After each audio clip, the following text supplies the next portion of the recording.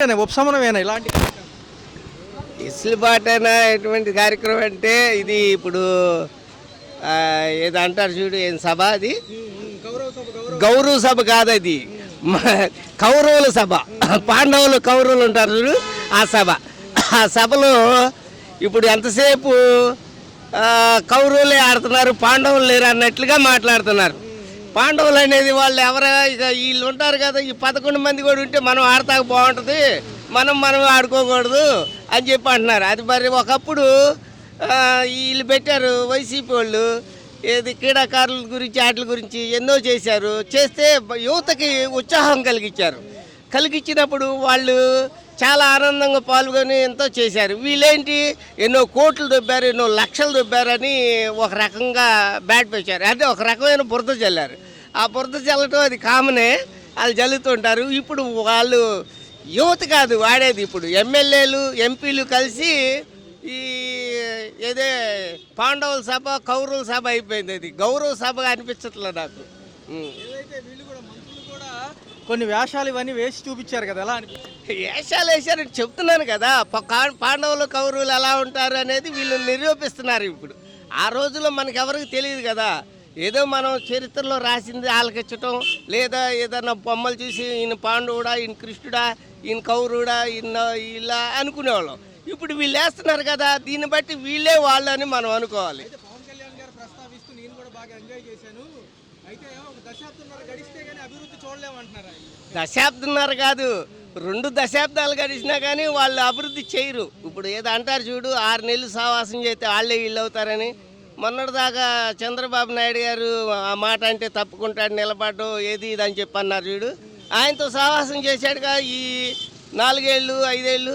అదే పద్ధతి ఈయనకు వచ్చింది. ఈయన ఏమంటున్నాడు, చెప్పిన వాగ్దానాల్లో ఏ ఒక్కటి నెరవేర్చడం లేదు. ఒకప్పుడు ఏం చెప్పాడు, ఎవరు కూడా ఏ పార్టీ అయినా సరే ఇండివిజువల్గా ఉండాలి, కుటుంబ సభ్యుల్ని రాకూడదు, లేకపోతే ఎవరిని చేయకూడదు, అందరికి బయట ఆటో ఒక డ్రైవర్కి ఇవ్వాలి, లేదంటే ఆ రైతుకి ఇవ్వాలి, లేదంటే ఒక కూలి చేసుకున్నవాడికి ఇవ్వాలి, ఎమ్మెల్యేలు ఎంపీలు అని చెప్పి అన్నాడు. ఇవాళ వాళ్ళ అన్నదమ్ములే పంచుకోవడం సరిపోయింది, ఇంకా బయట వాళ్ళకి ఏమవుతున్నారు? 15 ఏళ్ళు ఆయన అనుభవం ఇంకా నేర్చుకోవాల్సింది ఉందని పవన్ కళ్యాణ్ గారు అంటూ, ఇంకా ఆయన అనుభవంలో నేను ముందుంటాను ఏదైనా నేర్చుకోవడానికి మళ్ళీ అంటున్నారు కదా. ఇంకా నేర్చుకునేది ఏముంది? పక్క చంద్రబాబు నాయుడు పక్కన తిరుగుతున్నావు, నువ్వు ఏకంగా నేర్చుకునే చేస్తున్నావు. ఇంక నువ్వు నేర్చుకునేది ఏముంది? ఇంకా ఆల్రెడీ నేర్చేసుకున్నావు. ఎప్పుడు ఎలాగ నటించాలో, ఎప్పుడు ఎలా చెప్పాలో అని చెప్పి నేర్చేసుకున్నావు. మన పిఠాపురంలో సభ పెట్టావు, ఎంతో గొప్ప సభ. ఆ సభలో ఏం మాట్లాడాలి? నీ అభివృద్ధి గురించి మాట్లాడాలి, లేకపోతే నీ తప్పుతో పాటు వచ్చిన వాళ్ళు మాట్లాడాలి. ఆ పిఠాపురం నియోజకవర్గం ఎంత బాగు చేశానని చెప్పుకోవటంలో చెప్పుకోవాలి. కానీ ఎంతసేపు జగన్ భజన చేశారు, లేకపోతే వాళ్ళు చేశారు వీళ్ళు చేశారు. అదేమంటే నేను 40 సంవత్సరాల చరిత్ర ఉన్న పార్టీని నిలబెట్టాను అని అంటున్నావు. అది ఎంతవరకు కరెక్టు? నువ్వు మాట్లాడేది అసలు ప్రతిదీ రాంగే. దానికి తోడు నీ అన్న ఏమంటున్నాడు, నాగబాబు గారు, మా తమ్ముడిని ఎవడు గెలిపించలేదు, అలా అనుకుంటే వాళ్ళ కర్మ వాళ్ళకే అంటున్నాడు.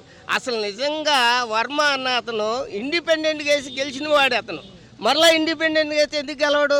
అసలు నిజానికి నిలబడలేదు. ఆయన ఏంటంటే మాట కట్టుబడి చంద్రబాబు నాయుడికి మాట ఇచ్చి, పవన్ కళ్యాణ్కి మాట ఇచ్చి నిలబడ్డాడు. ఎందుకంటే ఈయన నాకేదో పదవి ఇస్తారని ఆశించారు, కానీ ఇవాళ అతన్ని మరీ అరిచేతిలో వైకుంఠం చూపించినట్టు చేశారు. అమరావతి తొలిదశ పనులు 3 ఏళ్ళలో పూర్తవుతాయి అంటున్నారు. మల్లవల్లికి మళ్ళీ పునర్వైభవం అంటున్నారు. అశోక్ లేలాండ్ కంపెనీ ఏదో ఓపెన్ చేశారు, ఎంతవరకు ఉద్యోగాలు వస్తాయి? ఉద్యోగాలు అనేవి అన్నీ బోగస్. ఏంటంటే అంతసేపు మీడియా ముందు మాట్లాడతాక తప్పనిసి ఏమి ఉండదు. ఇక అమరావతి పనులు అంటావా, అది 3 ఏళ్ళు కాదు, కనీసం ఇంకా 10 ఏళ్ళు అయినా పూర్తి అవ్వదు.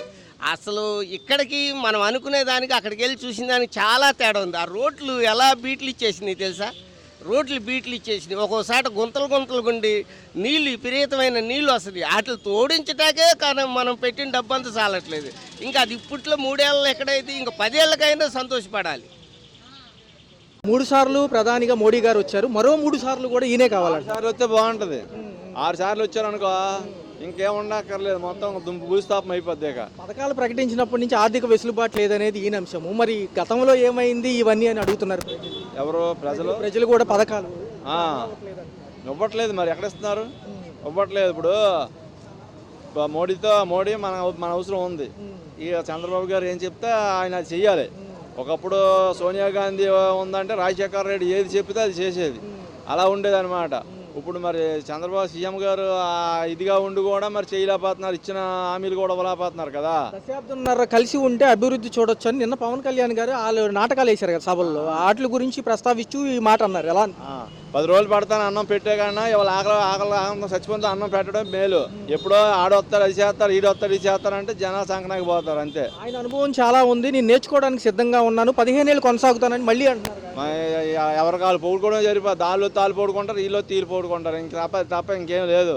ప్రజలకు చేసేది ఏం కనబడట్లేదు. ప్రజలకు ఓటమి ఎలక్షన్లో ముందు ఏం చెప్పింది వాళ్ళైనా కానీ వీళ్ళైనా కానండి. ఇప్పుడు మన జగన్మోహన్ రెడ్డికి అంత ఇదిగా తక్కువ వచ్చింది, ఏదో చేసాడో చేయలేదో తప్పు జరిగింది. ఆ తప్పు మీరు చేయకూడదు కదా. మీరు చేయకుండా ప్రజలకు ఇస్తామని వేసి ట్రాఫిక్ డైవర్ట్ చేసి అలాగా ఇలా చేస్తే ప్రజలు ఇబ్బంది పడరు. గౌరవ సభ అయిందంటున్నారు, అసెంబ్లీ సభ అది గౌరవ సభ. ఇప్పుడు ఒక మంత్రులు ఉండొచ్చు, అయ్యా వాళ్ళు కౌరవులు పాండవులు మన వేసాలదారులు గౌరవం ఉంటుంది, అయ్యి ఉంటుంది. కానీ వీళ్ళకి అది కాదు కరెక్ట్ కాదు కదా.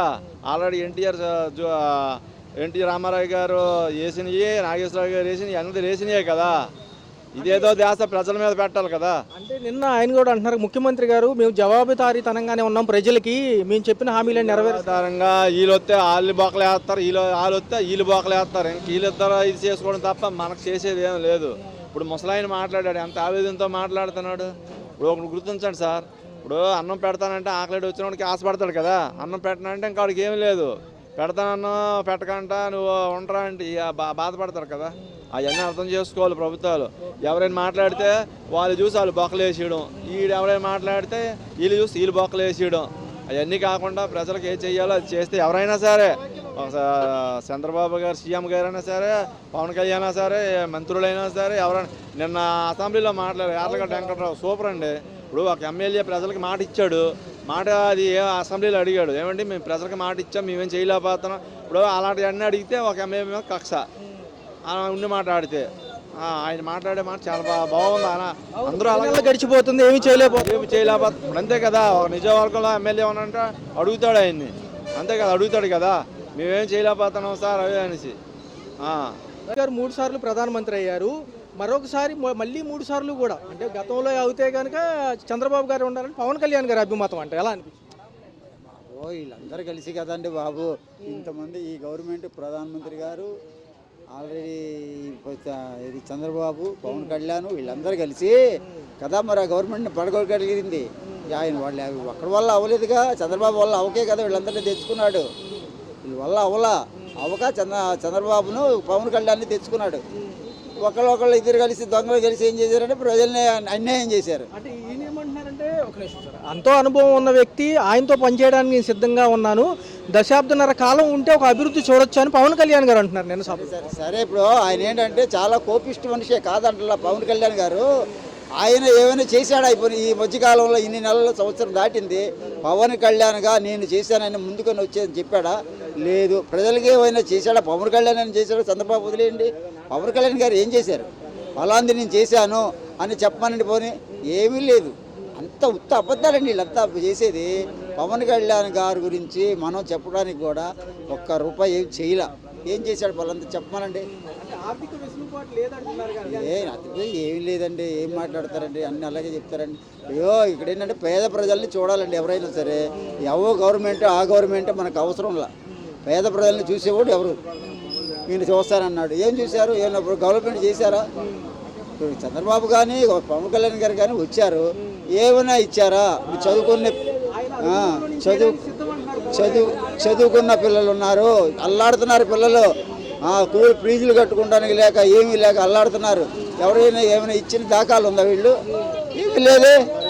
ఎందుకంటే ఉత్త మాటలు చెప్తారు. గవర్నమెంట్ని అడ్డు పెట్టుకొని డబ్బు లేదన్నారు, ఇది డబ్బు లేక ఏదో జగన్ పాడు చేశాడు, డబ్బు అంతా అయిపోయిందన్నారు. దీని ముందు మీరేగా చేసింది. సరే ఈ పథకాలు ఇస్తాం, మీకు ఏమైనా చేతనైంది అవ్వలేదే. విడతలేగా మీకు నేర్పించింది. ఇన్ని పథకాలు నేర్పించినది ఘనత ఎవరిదిరా అంటే జగన్ గారు నేర్పించిందే మీకు. మీరేమైనా ఇచ్చారా? సరే వదిలేయండి. సరే పవన్ కళ్యాణ్ గారు పెట్టారా పని? ఈ పథకాలు వచ్చాయి కొత్తవి, ఆయన కూడా పెట్టలేదు పథకాలు. స్కూల్ పిల్లలు అల్లాడుతున్నారు. ఆయన అనుభవం చూసి నేర్చుకోవాల్సింది చాలా ఉంది, నేను సిద్ధంగా ఉన్నానని ఈయన అంటున్నారు. ఏంటంటే ఇప్పుడు పవన్ కళ్యాణ్ గారు ఏంటంటే చంద్రబాబు గారు ఏది చెప్తే అది చేస్తానంటారు, అంతేనా? మీరు ఒక ముఖ్యమంత్రే కదా, మీకు అంత రైట్స్ ఉన్నాయి కదా, ఆయనతో పని ఏముంది, మీరు చేయగలచ్చుగా. మీరు రండి, మీరు స్కూల్స్కి వెళ్ళి చూడండి, చదువుకున్న పిల్లలు స్కూల్కి వెళ్ళమనండి. ఎంత అల్లాడుతున్నారు తెలుసా ఇప్పుడు వాళ్ళు, ఎంతవరకు వాళ్ళు అనుభవించారో. ఇవాళ ఏమీ లేక అల్లాడుతున్నారు పాపం ఆ పిల్లలు బిడ్డలు.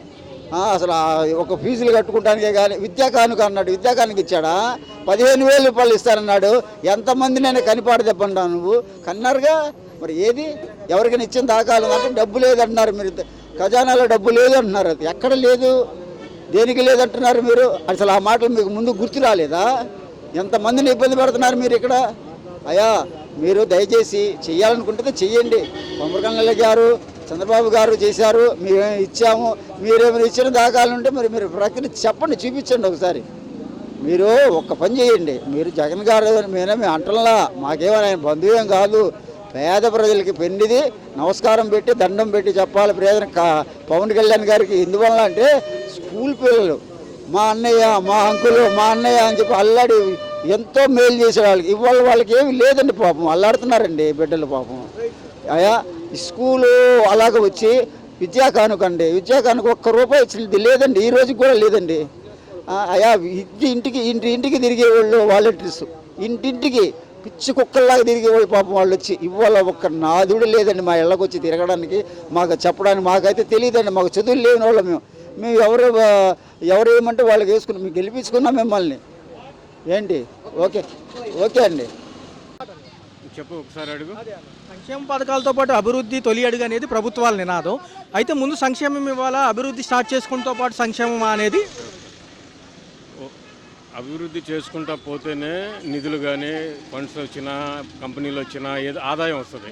అది లేకుండా మళ్ళీ ఉన్నదానిలో అప్పులు చేసుకొని ఇచ్చుకుంటే దెబ్బతింటారు. కేవలం ఇది ఏంటంటే స్వల్ప తృప్తి కోసం ఇచ్చాడా లేదా, ఏది ఎలా పోయినా మాకు అనవసరం అని అనుకుంటేనే.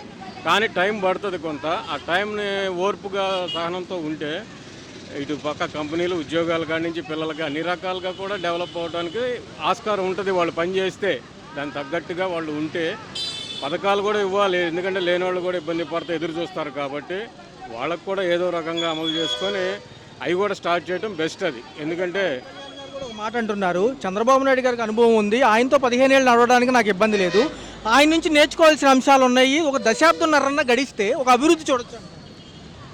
అయ్యే ఇప్పుడు ఒకటి ఈ రోజున్న మాట రేపు ఉండొచ్చు, ఉండకపోవచ్చు. 15 ఏళ్ళు అన్నది రాజకీయాల్లో కష్టం. అది ఎప్పుడైనా కూడా అది సంవత్సరానికి మారచ్చు, నెలకు మారచ్చు, అవి తేడా రావచ్చు. కాకపోతే ఒకటి రాష్ట్రం కోసమే చూసుకుంటే అన్నీ మనం మిగతా అన్ని భాష పోకుండా ఉంటే కలిసి ఉండొచ్చు, చేయొచ్చు. ఈ 4 ఏళ్ళు కలిసి ఉండి ఒక అడుగు ముందుకేసుకొని ఆదాయాన్ని సృష్టించుకుంటే చాలు ఫస్ట్.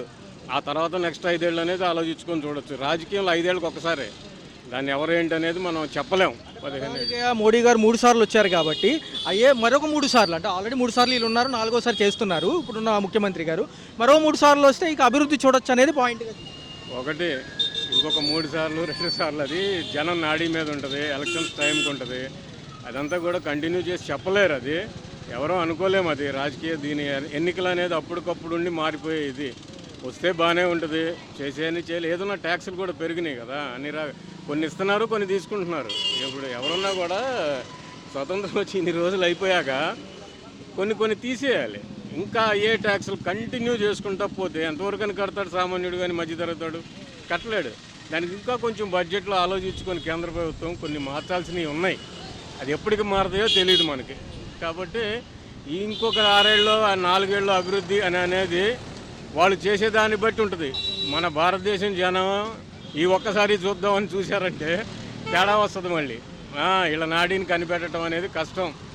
అది ముందుకెళ్తేనే నేను సిద్ధంగా ఉన్నాను నేర్చుకోవడానికి, దశాబ్దంన్నర గడిస్తే ఒక అభివృద్ధి ఉంటుంది అంటున్నారు. ఈయన నిన్న ఏదైతే సాంస్కృతిక కార్యక్రమాల్లో పాల్గొన్నారో ఆ సభలో ప్రస్తావించారు, నిజమేనంటారు? జ్యోతి బస్ గారు సిపిఎం కమ్యూనిస్ట్ వాళ్ళు, మరి ఆయన దగ్గర 30 సంవత్సరాల పాటు పరిపాలించేశారు బెంగాల్, అదే వెస్ట్ బెంగాల్. మరి అక్కడ ప్రజలు కోరుకున్నారు. ప్రజలు కోరుకుంటే మాకు ఈ పరిపాలన నచ్చింది, మాకు ఈయన కావాలి, ఈ రాష్ట్రం అభివృద్ధి చెందాలి, ప్రజలందరికీ ఉద్యోగాలు కల్పించాలి, అన్ని విధాలుగా ముందుకెళ్ళాలి అని అనుకుంటే కనుక వాళ్ళు తప్పులేదు ఎన్నుకోవటంలో. అది అయితే ఏమంటున్నారంటే ఈయన అనుభవం గల వ్యక్తి, ఈయనతో నేను నేర్చుకోవడానికి సిద్ధంగా ఉన్నాను అంటున్నారు. మరి ఆల్రెడీ చేసున్నారు. మరి 9 నెలల పరిపాలన ఎలా అనిపించింది? ముందుకు వెళ్తామా? ఆర్థిక లోటు చూపిస్తున్నారు. ఆర్థిక లోటు ఉన్నా కానీ రాష్ట్రాన్ని ముందుకు నడిపించడంలో మరి ఆయన సమర్థుడని ప్రజలందరూ భావిస్తున్నారు. ఇప్పుడు విడిపోయిన రాష్ట్రంలో ప్రత్యేకంగా అంత క్రితం ముఖ్యమంత్రిగా చేశారు. ఆయనకి ఆ అనుభవం ఉంది, ఎప్పటి నుంచో అనుభవం ఉంది కాబట్టి ఆయన ప్రజల్ని ముందుకు తీసుకెళ్తాడు, అభివృద్ధిని కూడా ముందుకు తీసుకెళ్తాడు. పథకాల ప్రస్తావన వచ్చినప్పుడు మన అసెంబ్లీలో కూడా వాళ్ళ ప్రభుత్వ నాయకులు, ఇప్పుడున్న ప్రభుత్వ నాయకుల్లో కూడా కొంతమంది ఏమంటున్నారంటే 10 నెలలు అవుతుంది, ప్రజలు ఎదురు చూస్తున్నారు, ఏదైతే సమాధానం చెప్పాలంటే ఏం చెప్పాలో అర్థం కావడం లేదని కొంతమంది అంటున్నారు. సో ఏదైతే ఆర్థిక వెసులుబాటుతోనే సంక్షేమాలు ముందుకెళ్తాయా, ఏదన్నా డేర్ చేసి నిధులు మళ్లించి కూడా చేయొచ్చు. పథకాల గురించే మాట్లాడారు కానీ ప్రజలు సమస్యలు ఎదుర్కొంటున్నారు. వాళ్ళ రేట్లు, ధరలు పెరుగుతున్నాయి, కరెంటు ఛార్జీలు పెరుగుతున్నాయి, రీఛార్జ్ ఛార్జీలు పెరుగుతున్నాయి. ఇవి ఎందుకు పెరుగుతున్నాయా, అవి ఎందుకని ఆలోచించట్లా. అది ప్రజల మీద భారం పడుతుందిగా. మరి వాటన్నిటికీ దానికి వాళ్ళు ఆన్సర్ చెప్పాలి కదా. మరి అవన్నీ పథకాలన్నీ ఇస్తే ప్రజల మీదే భారం పడుద్ది. అది ఇప్పుడు ఎవరు సొంత సొమ్ము ఎవరు పెట్టరు కదా, రాష్ట్రం తాకట్టు పెట్టి అవన్నీ చేస్తారు. పథకాలు వేయాలంటే ఇంతకుముందు ముఖ్యమంత్రులు చాలామంది చేశారు. రాష్ట్రాన్ని తాకట్టు పెట్టి అప్పులు చేసి ఎన్ని చేయాలంటే దాన్ని ఇంత అవసరంలా. ఎప్పుడో తాకట్టు పెట్టేసేసి ఎప్పుడో చేసి ఎప్పుడో జనాలకు ఇవ్వచ్చు. అది రాష్ట్రాన్ని అభివృద్ధి చేసి తద్వారా వచ్చే ఆదాయాన్ని ప్రజలకు పంచాలి. అది నాయకుల లక్షణం. పవన్ కళ్యాణ్ గారు ఇచ్చిన హామీలన్నీ నెరవేరుతున్నాయా అంటున్నారా? లేకపోతే ఏంటంటే ఈ జూను జూలై దాటితే మళ్ళీ కొత్తగా స్కూల్ స్టార్ట్ అవుతున్నాయి, తల్లికి వందనం అంటున్నారు, వీటి పరిస్థితి ఏంటి? చూద్దాం సార్, ఇంకా టైం ఉంది కదా, చేస్తారని నమ్మకం ఉంది. కూటమి ప్రభుత్వం మీద, చంద్రబాబు నాయుడు గారి మీద నమ్మకం ఉంది. 2047 విజన్కి మొన్న బిల్గేట్స్తో కూడా ఈయన మీటింగ్ పెట్టారు, ఆయన గౌరవంగా ఆహ్వానించారు. ఆయనతో కూడుకున్న ఏదైతే సాంకేతికతని కలిపితేనే అభివృద్ధి పాసిబిలిటీ అన్నట్టుగా మనం చెప్పారు కదా, ఎంతమందికి అర్థమవుతుంది సామాన్యులు? ఇవాళ సాంకేతికత అనేది అన్ని చోట్లకి వ్యాపించింది. ఇవాళ మీరు జాంకాయల బండి మీద ఫోన్పే ఉంది, కూరగాయల కొట్టలో ఫోన్పే ఉంది. మరొకప్పుడు ఇది అంతా లేదు కదా, సాంకేతికత ఉండబట్టే కదా. ఇవాళ వాట్సాప్లో మరి అన్నీ పంపిస్తున్నారు. ఒకప్పుడు లెటర్స్ కానీ కానీ మనం పోయి చేతికిచ్చి చేసేవాళ్ళం. సాంకేతికత ఉండబట్టే అన్ని విధాలుగా జరుగుతున్నాయి. ఇవాళ క్యాష్లెస్ ట్రాన్సాక్షన్ దేశంగా ప్రపంచం మొత్తం పెరిగింది. సాంకేతిక అనేది అవసరం. ఇప్పుడు చిన్నదానికి కూడా మనం అన్ని ఆఫీసుల చుట్టూ తిరగలేం. వాట్సాప్ సేవలు రావటం వల్ల ఏంటంటే ప్రతి దానికి మనకి దాని ద్వారా వస్తాయి. మనం అన్ని ఆఫీసుల చుట్టూ టైము మానుకొని మన ప్రయాసపడే కన్నా మనకి ఈ సేవలు ముఖ్యం. అది ఏదైతే మంత్రి వర్గం ఉందో నిన్న కూడా చూసుకున్నట్లయితే కొంచెం ఏవైతే ఉన్నాయో ఇది కళల గురించి మాట్లాడుతూ దాంట్లో కొన్ని వేషాలు వేయడం జరిగింది. ఎలా అనిపించింది? గౌరవ సభ అంటాం కానివ్వండి, కొంతమంది నిన్నంతా కూడా అమ్యూజ్మెంట్లో ఉన్నారు కదా, కొంచెం ఉత్సవమేనా మంత్రులకు కూడా? అది ఎప్పటి నుంచో వస్తున్న సాంప్రదాయం. ఎమ్మెల్సీలు పలాని ఇట్లా క్రికెట్ ఆడటం అనేది కానీ సంస్కృతిక అనేది ఎప్పటి నుంచో వస్తున్నది. అది దాంట్లో మనం తప్పు పట్టాల్సిన అవసరం లేదు. అది తదుపరి ఎలా ఉంటుంది సార్? 4 ఏళ్ళలో తొలిదేశ అమరావతి పనులతో పాటు మల్లవల్లికి పూర్వ వైభవం అంటున్నారు. అశోక్ లేలాండ్ కంపెనీ కూడా ఓపెన్ చేశారు లోకేష్ గారు. 1800 ఉద్యోగాలు అంటున్నారు. అందులో మంచి హర్షణీయమైన ఈ అంశాలన్నీ తప్పకుండా అండి. లోకేష్ గారు చాలా ముందు చూపున్న వ్యక్తి, అందులో యువ నాయకుడు.